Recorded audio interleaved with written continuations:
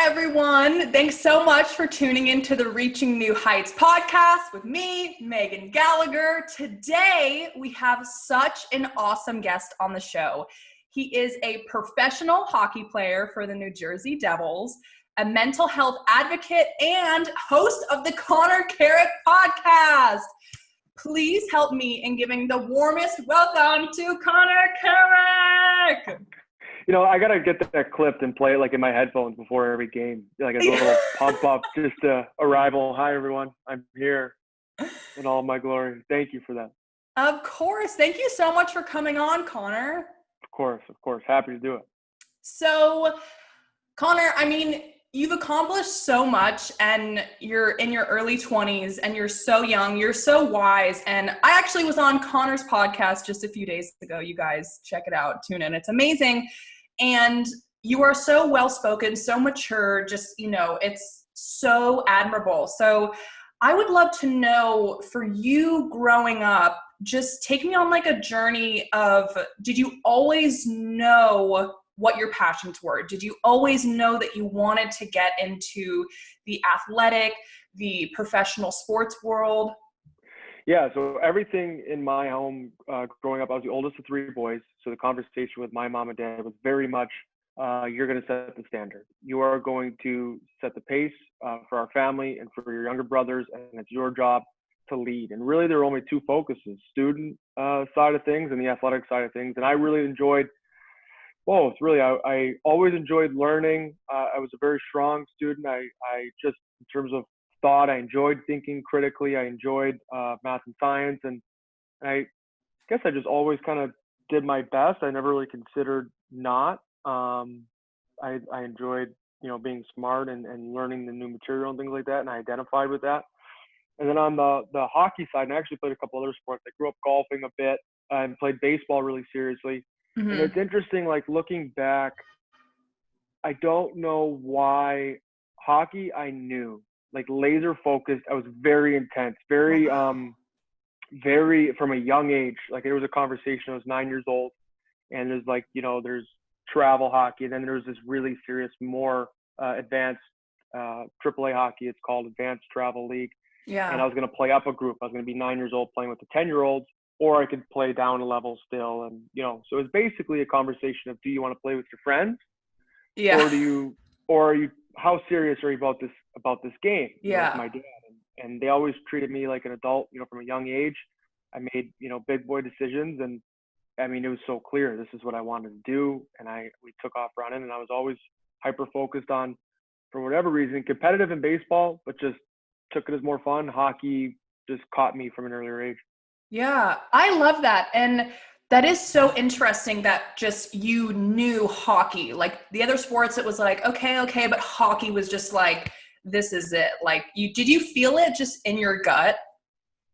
Yeah, and I think just the highs and lows were closer to my heart. Like I just was more competitive. It bothered me when players were better than me and things like that. I was a very jealous kid. Like you gave me the compliment of being wise. I guess I've wrestled with a lot of the pros and cons of my personality for a long time. Mm-hmm. I've always had like a hungry voice in my head to want to get better. And it's really just been a dance ever since I was young, trying to, but yeah, I think back in the same thing where, you know, gosh, I don't know why I had such clarity as a 9-year-old. It was, you know, a gift from God or the universe, whatever you're into. Yeah. But I just knew. I love that. And okay, honestly, my mom says things to me too, because like I have like a unique personality, obviously, and I think you do too, just like characteristics, but it's gotten you to where you are today. It has. And I think so much of it now is, you know, as 2020 kind of began, there's that reflection period as the year starts. And like, I really wanted to facilitate more like flow and magic into my life, which has been interesting here on quarantine. Like I've really reinvestigated my, you know, sense of play and things like that. But it's also been like really demanding to cope with like only your best effort is acceptable and not everything else is failure, you know? Yeah. So I'm really, I guess, you know, enjoying this time of self-reflection and really just trying to act in a way that's in alliance. Like I'm constantly thinking about what values I want to embody. But I was always an old soul growing up. I don't know. It was just, I think part of it was the way that my parents talked to me, but they talked to my brothers mostly the same. Yeah. Very different characters. So I think it's just some of that, natural personality and very similar to you. Like you have that bright, like you can't coach that, you can't teach that. If you want to have it, it's very hard to acquire, but to each their own. No, I know. That's so, can I ask you, what sign are you, like horoscope? I'm an Aries. Oh, that makes sense. Okay, every person, I love asking everyone on here. I love figuring out people's signs. I'm a Scorpio, and when they're like, that makes so much sense. And I'm like, what? And because I have like a whole like birthday horoscope book that's like literally like this thick, and I'm like, let me open my book. Yeah, I mean, I dabble with it from time to time with big life decisions and things like that. And it's generally led me in a direction I'm happy with. So there might be something there. I'm not totally into it, but I've had that reaction a lot where I say I'm an Aries and people roll their eyes and say, that checks out. That's amazing. So Connor, I would love to know, did you have a moment, you said, like when you're a teenager, when did you actually make a choice? I want to do this for my career, like professionally. Was it, did you go to high school, or did you have to like do homeschooling to full on do hockey? I was constantly stealing. Like that would be what I would say, stealing from the greatness of others. If I read a story about, a player that I really liked getting up before school and rollerblading, that's what I did. If I read about a training technique, that works for a player, I was looking to do that. I was always very hungry to work with the best and to be the best. And that was really what motivated me. Like I didn't want to just play in the National Hockey League. Like my goal was to be the absolute best in the world. Mm-hmm. And I'm not, my career hasn't been that, but that was honestly, I talked to myself along those lines. I figured someone's going to play in the NHL and someone's going to be a superstar. Why not me? I would say I was 16 years old when I was elected to play for Team USA, the under 17 team. So I did my senior year of high school. I was born in Chicago. At 16? Holy guacamole, that's so cool. Yeah, and so 23 of us, or might have even been 24. I think we carried 8 defensemen. But anyway, we're all selected, and there were a couple players from Michigan, so good for them. They got to live at home still. But the team was located in Ann Arbor, Michigan. Mm-hmm. So I actually finished my senior senior year as a 2-year commitment. So you'd play for USA, U17, you'd graduate to the under 18 team, and then off you went. Yeah. And that was a big moment for me. That was a long time coming. That was a goal that I probably had for myself at like 13, 14. And it's actually for me to talk forever, but there was this, they used to have these USA Hockey Festival, like camps, they would call them. Yeah. You'd go to your state and they would like mix up all the teams. So everyone had their club that they played for, but they would mix up these teams almost as randomly as they could. They would evaluate all the top end players, and then you get selected to go to like this regional camp, which was like us, Wisconsin, Ohio, whatever. Every region's got their bit of state. So I'd go to the regional state, and then I'd get elected to go to the national camp, which I eventually did, year in, year out at 14, 15. And they would, so you'd go to this national camp, and they'd have it in New York, in Rochester. There'd be like 200 players from around the country. Mm-hmm. And they would play like this huge pump up video of like all the USA Hockey superstars, Patrick Kane, James Van Riemsdyk, Phil Kessel, and they'd be scoring goals like in the National Hockey League and then for Team USA, because that's where they had played. Yeah. And it was like this branding, like, I don't know, propaganda machine. Like it was all I breathed and slept with. I want to make this national team development program. That's what they called it, NTDP. So cool. And yeah, I was very fortunate to be selected, and it was an honor. I got to wear, the USA crest on my jersey for 2 years. That is so cool. Like it was sick. I'm not gonna lie. Like looking back, it was so much fun. We had a blast. We had 6 defensemen off that team. 5 of us are currently in the NHL. We had a really successful group, a lot of fun.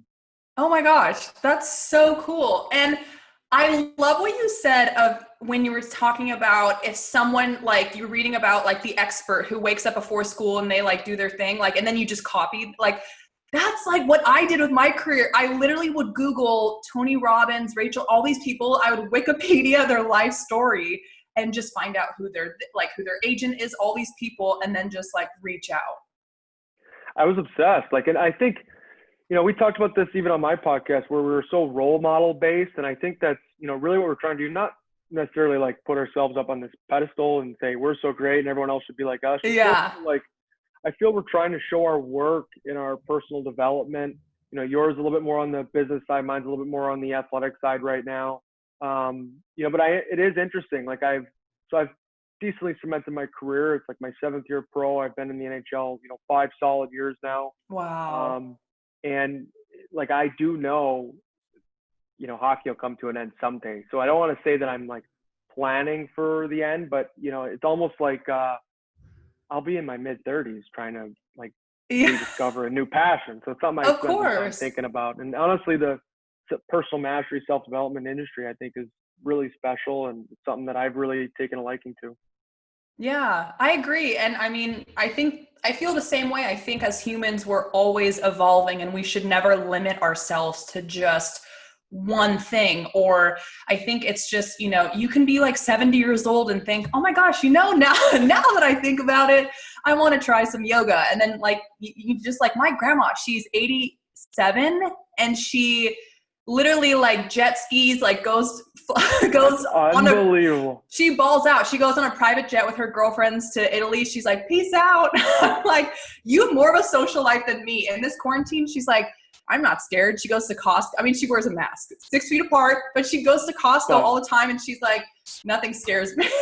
I mean, that's how cool is that, and I love that. Yeah. And I mean, you were just on one of my, like role models and dream people to talk to. You were on Gary Vaynerchuk's page recently. And like, I mean, talk about like his lightheartedness around repositioning and pivoting and growing into something else and having outside passions. And really what it is for me is like in my career, my hockey is so focused. Yes. So you are playing tonight and then you're getting ready to play tomorrow. You are constantly in this preparation mode, which is great, but there's a lot of highs and lows.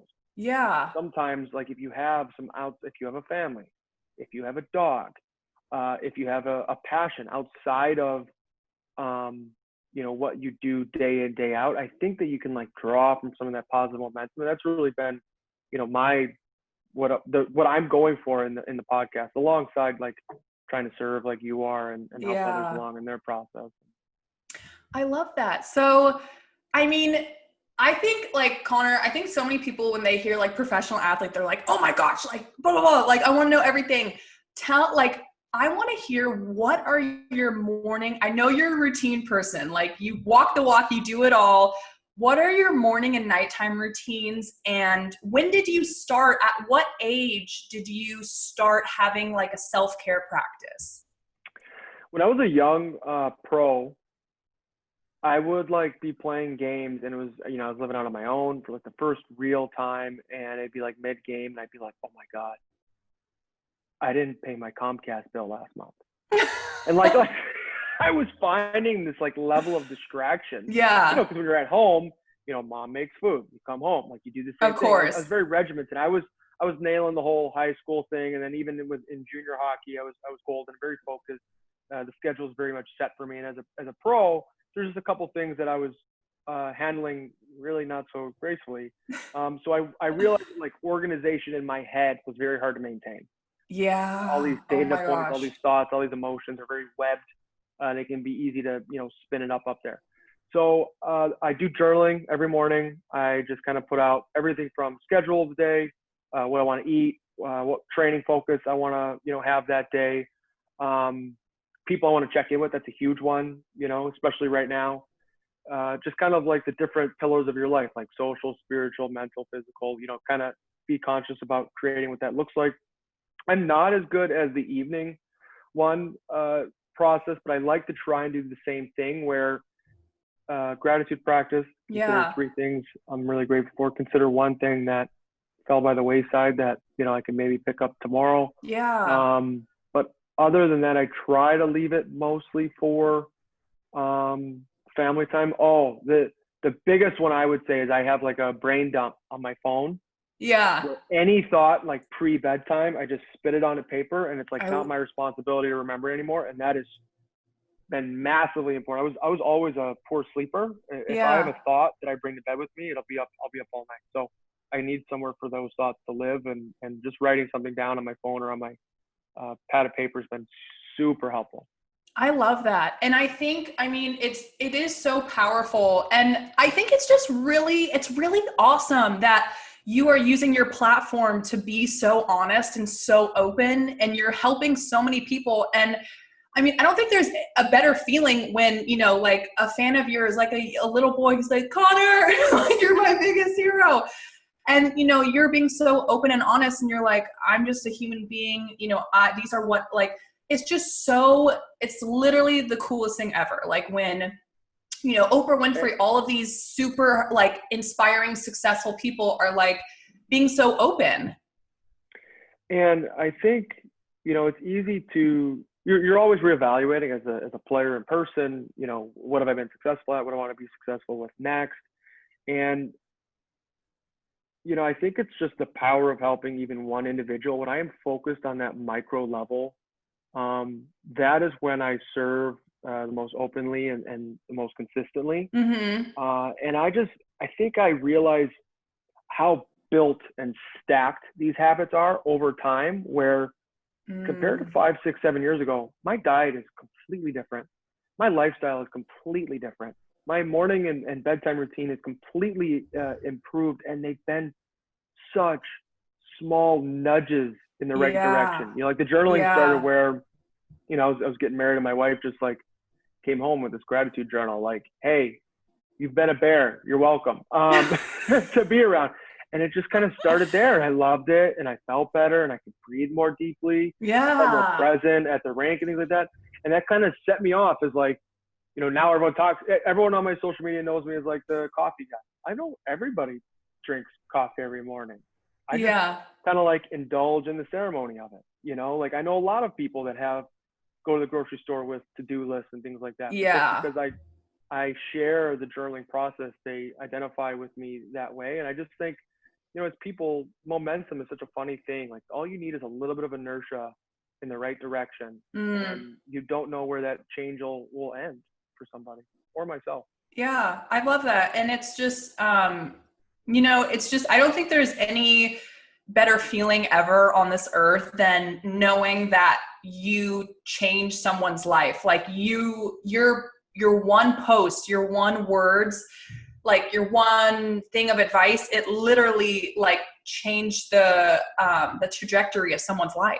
Like, and like there's that very serious side of it where like it's, you know, you're talking about a life shift for somebody, and you know, maybe it's something where I post about my diet and someone really reinvests in their health, or they pick up a book that I recommend and it changes the way that they feed themselves and their family, and that's massive and super serious. But sometimes I take just as much pride in, you know, the more fun-loving, lighter side. And like you have this side, you're very bubbly, you're very energetic, you know, in a world where sometimes it's like cool to be serious and stoic, you know, and like nothing gets me excited. I had a young boy. It totally shook my world the other day. I'm on TikTok, totally recreational.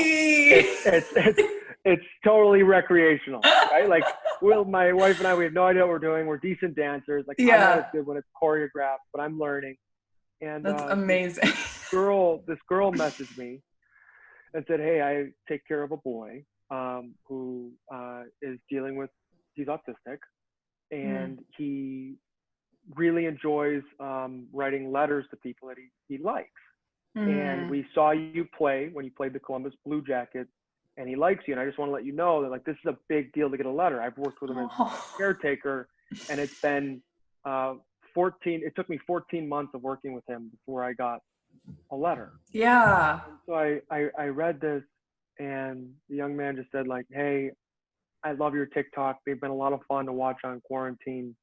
If I continue to do well in school, my parents promised they'd get me a jersey and yada, yada, yada. And like that shook yes, absolutely. I want someone to change your life and have this massive, alliance where they are better equipped to help themselves, yes, in the future. And that's what I'm going after, right? Helping people get from like 0 to 1. Yeah. But like, just to know that this kid was at home, like laughing at my TikTok in a time that I can imagine is very demanding, physically and emotionally for him. How like that was so sobering and beautiful to witness, and thanks to him for sharing with me. It's incredible. But there's so many different ways to do good. It's not always like the big rah change your life speech, and sometimes it's like just making someone laugh for 20 seconds. How cool is that? No, that's so true. And that's like the family I grew up in we're very spiritual, like woo woo, like there's crystals and like, I'm team woo. Yeah, I'm team woo. Yeah, like crystals in each corner of my room to balance out the feng shui. Like my first like psychic medium reading was when I was 14, and this lady like very energy and Palo Santo. That's just how I grew up. And I just remember like, her saying to me, Megan, you are literally put on this earth to help other people. Like, that's it. Like, you are here to be of service. You are an instrument of the universe, like to help other people. Like the universe is using your body to channel. And I was like, oh, wow. But now I'm like, wait, I'm 24. This makes so much sense. Like I'm a speaker, so I'm like channeling something. And like when I did, it's just so, I really do believe that some people are put on this earth to help other people and to like really use their platform. But it's like they get to where they are because they're supposed to, do that so they can, not in like, a cocky way of like, I'm above people, but it's just literally like they went through what they went through so they can like deliver their message to thousands, millions of people. Well, I think about it all the time, like who leads the leaders? Someone's got to be the rabbit to set the pace and the positivity of the day the best they can. And I mean, I don't think I've ever shared this, but so my wife's family's in the restaurant business. Mm-hmm. My mother-in-law has this client, this customer, I guess, that comes in, and she kind of reads people's energies and things like that. And like just to kind of like tip, I haven't had a whole lot of like experience on the psychic side and being read, things like that. But Lexi and I had just began sort of dating, so my mother-in-law was kind of vetting me and like, so you just started dating. Come get your energy right. Yeah. She's doing her homework on me, and the woman looks at me and just says, "Wow, like I feel like fire. I just feel I feel like this intensity to you, and it's so strong." Mm-hmm. And I was like, oh my God, I used to have like one thing that I would write to myself, like on like the pads of paper in hotel rooms, like on the road in my journal, I would write "play with fire." Like that was my thing. No way. That was like, and I was like, I was shooketh. I was very shooketh. And I couldn't believe that, this. So I mean, I do believe in and very, very similar. Like where did my clarity from deciding to go into hockey come from? I don't know. Right. Kids like a lot of things. Like so for you to identify as someone who wants to set the pace and lead and help in this world, like who's to say that inner feeling is wrong? Like it's there for a reason, and good on you for trying to develop yourself the best you can. Yeah. And, I really think, I didn't grow up like religious. I just think things do happen for a reason. And I'm not like, oh, it's called this. I just am a believer of like energy and positivity, and our thoughts matter, and, thinking positively can manifest things into our life. And I'm like, I just don't think it's a coincidence that you resonated with hockey, and then like, just people click with different things. And I had horrible anxiety my whole life, but the only place I never felt anxiety was on stage. It would literally dissolve. And I just could like, I love theater. I was in acting, dance my whole entire life. And I'm like, this is interesting. Well, and like, where does that flow come from? You know what I mean? Like, clearly, and that's not for everybody. You know, not everyone's made to go up on stage, and that's fine. You can be excellent and lead in something else. You know, Yeah. I don't have an artistic bone in my body. You know, like I don't have. There are certain Hey, things TikTok, don't knock it until you try. That's true. But I am like super, you know, but for whatever reason, yeah, hockey just always let me on fire. Like, why, you know, we're all watching The Last Dance right now with, like, you know, Michael Jordan. Like, we're seeing just how powerful the brain reacts with story, like real or imagined. Yeah. And I know even from, you know, my younger years, I would, you know, I've been through some serious ups and downs, some serious injuries. I've had surgery the last 2 years, you know, during in season time. Like, one of the things I'm in my head that I am training is that level of conviction that I know to my bones, like inside my rib cage here, that I am going to achieve my potential. Like, when I see what my potential looks like, I'm going to be staring in a mirror.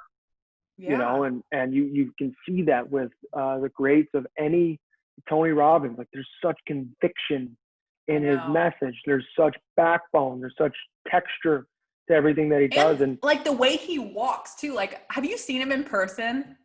No, I never have. Okay, you need to go to one. So, I mean, he's also like physically, he's like really tall. He's like 6'7", I think. And just, you know, the way he walks though down the aisles is just like, the shoulders rolled back, that chest up, and it's just like this look of just like, I would like, he totally like is that leader, just like, but it's so, it really, I'm like, holy cow, because he's all about changing your physiological state, you know, to make yourself believe. Like, if I'm like this, you know, how am I going to feel? No, that doesn't match, you know, how a confident person would act or feel. Totally agree. And like, he's so clearly taken the steps to elevate. Like, there's something about recognizing, you know, maybe where your strengths lie as a person, like what you're naturally good at. Okay, great. Now you found what you're responsible for developing, because now you've got like your own little natural package and set of skill set. But now you need to acquire the coaching and the reps and the failures and the ups and the downs to like grow and continuously peak your excellence, you know, which Tony so clearly does. I was going to go to Chicago because Alicia Power with them was going to be in Chicago this summer. I was going to go, but in due time. Yeah, of course. So Connor, I would love to know what inspired you to start your podcast, and did you have a moment, like one moment, or was it a buildup of being a male professional athlete over time? Or like, what inspired you just to want to have a platform to have open conversations about mental health, self-care, the routines, the, you know, emotional, physical, spiritual side of just being like a top performer or just succeeding in life? I love talking about like the art and science of it. I love listening to podcasts around well-being and growth and things like that. I love engaging in conversation, you know, like this. And what I find in my personal life, the things that you love and that you care about, like if it's not, if I can't tell by your financial statement or by your schedule, it's not getting the attention that it needs. So I love hockey, but this isn't normal like locker room talk. You know what I mean? Yeah. So I wanted a place for that energy to live. It was something I loved in school. It was something, you know, these sort of life questions and arguments that are, you know, ageless. This is kind of the topic of choice between my dad and I, you know, like our conversations. I love talking about some of the wider eyed like talking points and perspectives of life. And I think in my podcast, it was somewhere for that to live. And also just a sense of service. Hockey and pro sport in general, like you're always on the clock. Yeah. It is always, you know, there's a lot of conversations where you're watching, we're watching Working Moms right now. Yeah. You know, and my wife, we love it. And it'll be 11 o'clock and she'll be like, can we watch one more? Yeah. And I'm like, I need 9 hours of sleep because I need to maximize my, you know, my recovery and my testosterone levels and this and that. Yeah. There's a very self-serving element that is beautiful about like serving my excellence in the world, but there's a a cost there. So I thought that with this podcast and exploring some of these topics that younger athletes, you know, people our age, moms and dads that ask me a lot for advice might have a place to engage with, you know, my thoughts and my consciousness around, you know, some of these topics. And it's been a lot of fun to explore. I don't claim to know all the answers, but I'll try to talk to people that I think are closer than I am, and it's been a lot of fun.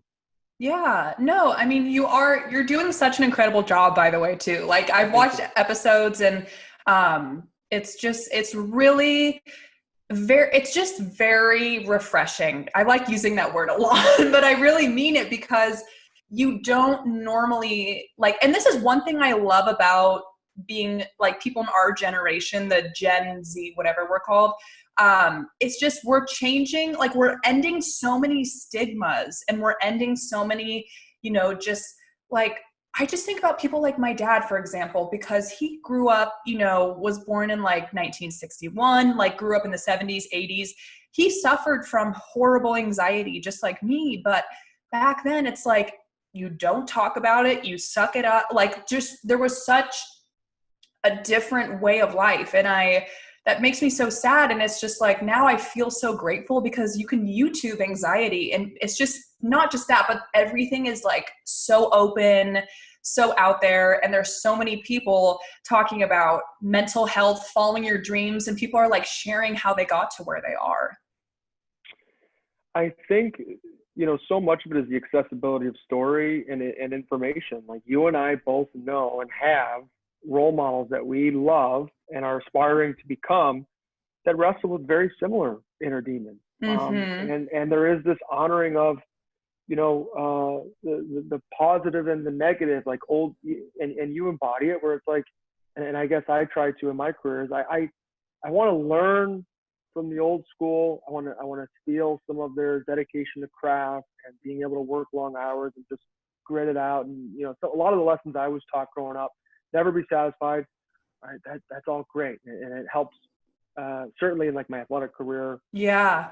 But I want to engage in this more new school. I want to play an infinite game versus just trying to win the game. I want to have, you know, more positive, you know, personal life. I want to be able to turn it off. I want to create better lanes for clarity, so that, you know, I can go to the rink and I can train. I can work on my athleticism and be focused on that, and then, okay, turn that off. Next. Yeah. Now I'm home, and this version of me exists. And, you know, it's interesting. Like, you know, my dad, you know, is very much that blue collar, old school, get it done, you know, type of guy. But, you know, he did have like certain qualities that I'm seeing that we talk about now. Like, I never knew when he had a bad day at work.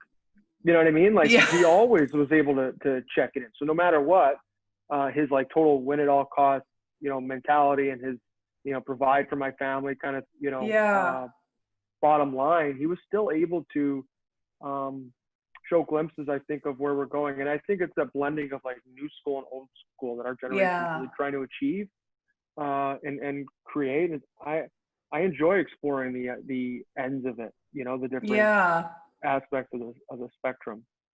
I love that. That's amazing. I would love to know, Connor, in your opinion, do you feel that enough, because I know there's a lot of professional athletes, like especially Kevin Love, who speaks really openly about mental health and his own struggles. Do you feel like there are enough, whether it's female or male professional athletes, who are speaking openly about mental health or just their own unique struggles? It's getting there. I think to appear weak or soft or vulnerable, it's still tough. That's still tough. I mean, you know, we're seeing it right now in The Last Dance. You know, like, the way pro sport is, if you smell a little blood, like, you'll go after somebody and try and derail them. It's competitive. It's trying to win. That's the name of the game. But where I think it's growing is people are more, they're owning, these players are owning their inner self and what they're like, and they're starting to feel more comfortable even in some of those areas of their life where they are uncomfortable. And I think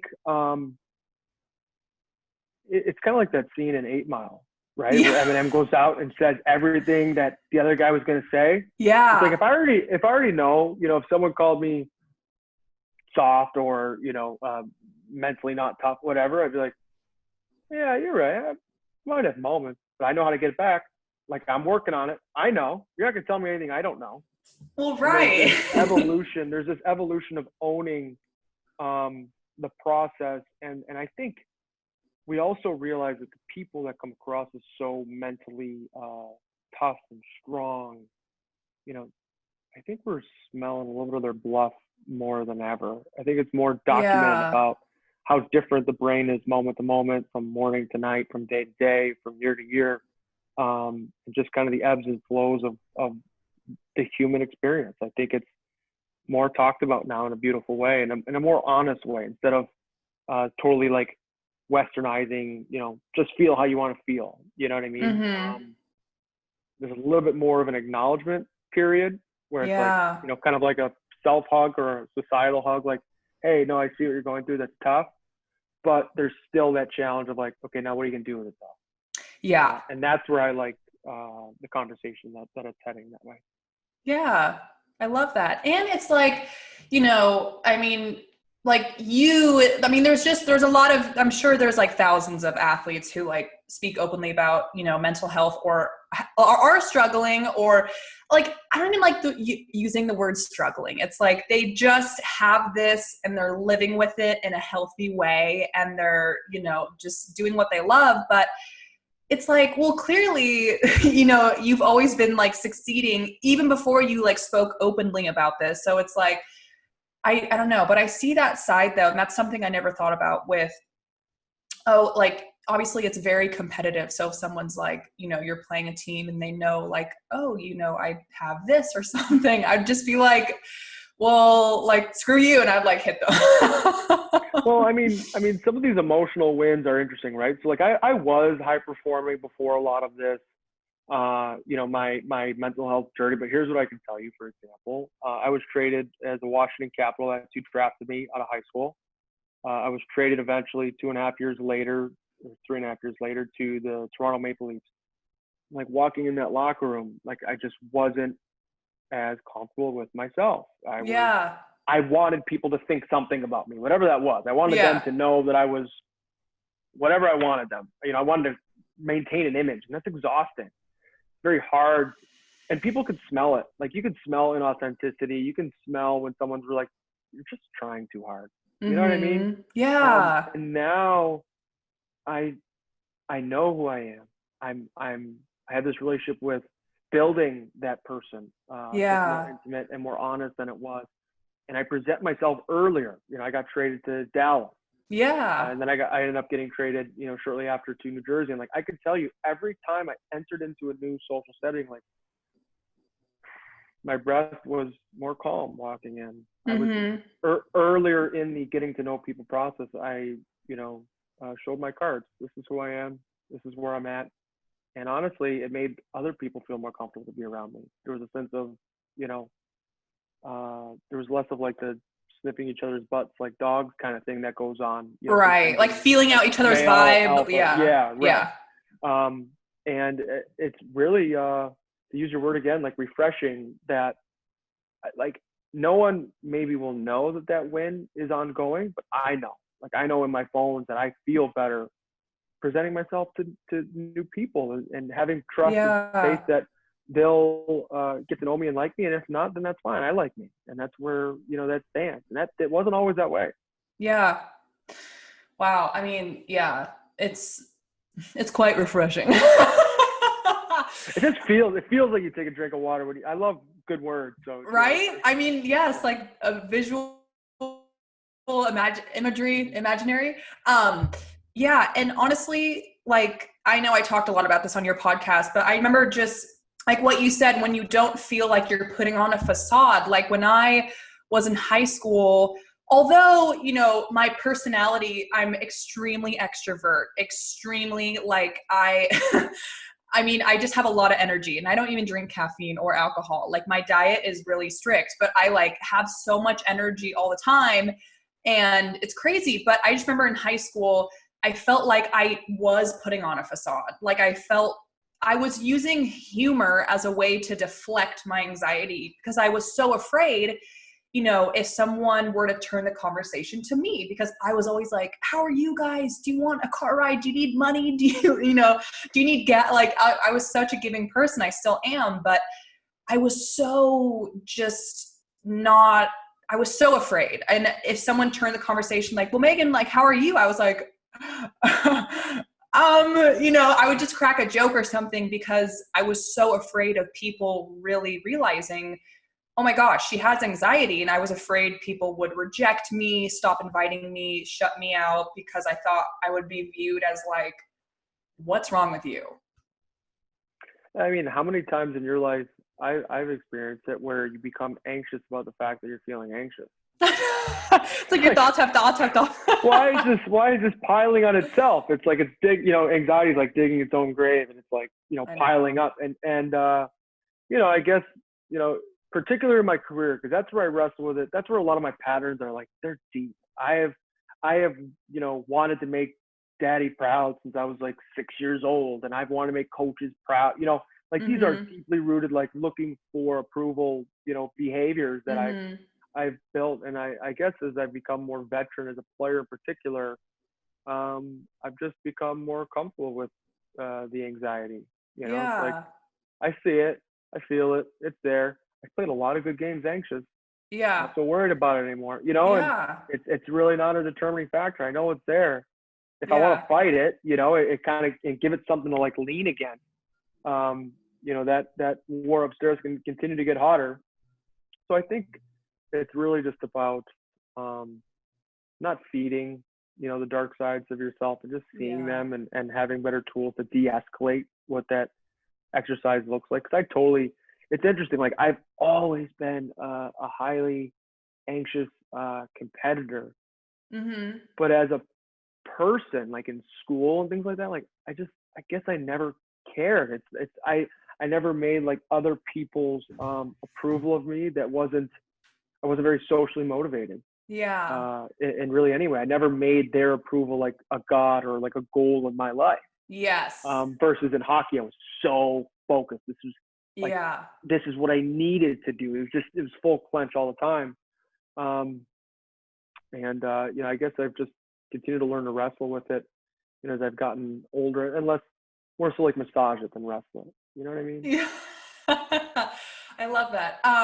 Connor, what is one thing you wish you knew before going into the NHL? Like, if you're right now could tell your younger self, maybe, just one thing.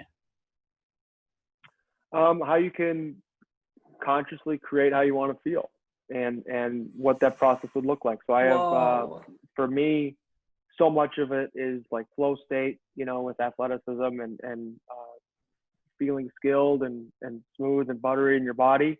Like I kind of have a plan in place now to know and feel what that looks like. And to come back to the comment about, getting traded multiple times, like, life will be much easier once you own yourself, man. Like, you're not fooling anybody. Like I almost joked, I'm kind of like a hockey nerd. I'm very into the body and all these things. It's like, it's amazing. They all know you're a nerd, man. Like, don't pretend you're not. Just like, people could see it, So I think achieving that comfortability within my own skin is something that's been a great gift to myself and hard earned. And I just wish, I engaged with that version of being earlier. Yeah. Amazing. So, Connor, now we go into the fun questions that I ask every single guest. So, first one is just to imagine for a few seconds that this is like a radio station and people are calling in left and right. It's like an advice hotline. So let's say there's a 9-year-old boy who's like, Connor, I'm your biggest fan. I want to play hockey. I have dreams. I feel like, am I good enough? Or, what would you say, like, what would your best advice be for what's like the best first step if you're young and you want to get into hockey? Like, what's a good first step to take? I'd say just watch and study and love the game. Yeah. And when you do that, you will find yourself practicing, and it won't feel like practice. You'll find yourself working, and it won't feel like work. Mm. And then as you get older, you start to learn this relationship with sometimes where you have to do what you don't want to get the results you want. That's kind of just the evolution of what being a Yes. competitor and being a pro. And then if you can, honest to God, environment matters so much. So, you know, like I used to have favorite players up on the wall. I used to like pursue friends and talk to friends and want friends to like practice with and things like that. And I had it to an extent, but like it's hard to imagine that if I didn't have like a particular like training buddy, you know, from a young age, how much better I'd even be. So, you know, I think it's beautiful when you see like a neighborhood, you know, that you drive around, you see the kids always together, that kind of thing. Yeah, that is so true. It's like I grew up in a cul-de-sac, so it's definitely like the camaraderie of like the kids in the court. And like I would be the kid that like lived over on the next block and like brought my hockey net in your cul-de-sac and said, "What's up, guys? I'm playing," you know, and just hoped you didn't kick me out. Yeah. There'd be like hockey pucks in your lawn and stuff. You'd be, like, you know, mowing the lawn, and there'd be a vulcanized piece of rubber in the grass. I love it. Okay, so now we're at the rapid fire round. So first question, and whatever comes to your mind, like super quick, like, oh yeah, for sure. Done. So if you could be any type of junk food, what would you be? Sprinkles red velvet gluten-free cupcake. Whoa. Yes. Bam. Okay, No 2. question. What was the most embarrassing thing that's ever happened to you? Most embarrassing thing ever. Oh, that's hard. I tell you, a veteran player cut my laces after my first year pro and as a rookie. Yeah. In the NHL, and like I still don't know who did it. And I think it's because they thought I was like a cocky rookie or something. Because like, who does it after the last game? Like we missed the playoffs, and I was so embarrassed leaving the rink. Like literally with a pair of scissors, like cut. Yeah, my laces were cut on my dress shoes. That's a bold statement. What does that mean? Oh, I like I'm still out there. Like, I wonder who did that. You should tweet me like, "Yo, I still think about you. Who cut my laces?" Planning my revenge. Oh my gosh, that's like. Wow, I've never heard of that. The first thing that came, yeah. That's interesting. Okay, last rapid fire. What is the best piece of advice you've ever received? Love the process and evaluate it, engage with it, have deep work with it. Don't be distracted, and then have ways to get out of it. And some would call that rest or recovery or vacation or other passions where you can look at this big, beautiful thing that you're engaging with and evaluate. Yeah, I love that. Well, Connor, thank you so much for being on my podcast. This was Megan, absolutely. Thanks for having me. So much fun. So where can everyone find you on social media? At Connor Carrick, ConnorCarrick on Instagram and Twitter. Connor Carrick Podcast. I think we're on episode 6 comes out tomorrow. I released every Wednesday now. It was on Fridays, but we're going to do Wednesdays moving forward. Check me out there. Amazing. And do you have any fun upcoming projects that, besides the podcast, which is amazing, everyone go check it out. Do you have any fun upcoming projects like hockey related, mental health related, any collaborations coming up? My biggest thing is once this quarantine is over, I would really enjoy having like a mental health event, and I'm still totally in the planning phase, but I basically want to like have this thing where you attract friends and people and money that want to experience the different ways that you can shift. Yes. So for example, like, you know, the fire and ice is very popular. We do the sauna and the cold tub, right? So like like a carnival, you know, instead of like throwing water at the dunk, throwing things at the dunk tank, cool. You know, like you come over and like, this is the, you know, sauna and ice bath section. And then the other would be like breath work. You have a breath work coach, like, okay, everyone, every 15 minutes, this is what we're going to do. And then the other one's like a HIIT class, and it's just we're gonna exercise for 15 minutes. Oh my gosh! Like you can go around, and maybe one of them's like the bad posture, feel how, you know, dull you feel, and you feel your energy sink, you know, like on purpose. Show like how you can engage. So that's like one of my long-term dreams And then I haven't shared a lot of this, but I definitely want to do like these mentorship camps, like almost like the business mastermind you see, where like, you know, Tony Robbins has his group, and, you know, he charges a fee, and X amount of young entrepreneurs call, and they all love all the value, and it's great. And, you know, Tony gets some money for his expertise, whatever. There's like a way to figure all that out. But I would love to like have like NHL stars, like elite coaches that only NHLers really work with. You know, might like accessibility might be tough for like your younger, still very good, but like younger player, and then have some of these younger players there. And like almost have it like a retreat style, where very similar. It's like fire and ice in the morning, and then you go and skate. Then it's clearly it's what I want to do. But that's those are two. So cool. That's amazing. The two big things, and I you know, bring it up to, you know, people like yourself, because you're kind of got a pulse on these kind of things. Maybe we can talk about it later, but it's been a lot of fun to, for sure, you know, dream about. Okay, I love that, and I was gonna say I want to come because my mind is like, right? Like, doesn't it sound cool? Like, I would want to go. I don't know. I would want to go. My ideas are cool, but like, I literally, like, I love being social, and that to me is like, I don't, like I said, I don't drink alcohol. I don't do anything. Like, my diet is super, I basically eat tan bark. Like, I'm the most clean, like, celery juice every morning.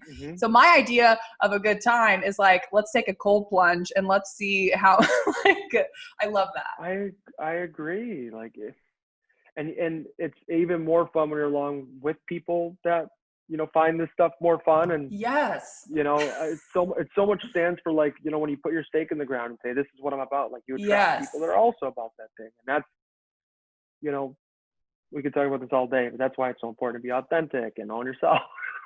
I know. And I mean, it's amazing. Okay, so thank you everyone for tuning into the Reaching New Heights podcast, and remember, always strive for more.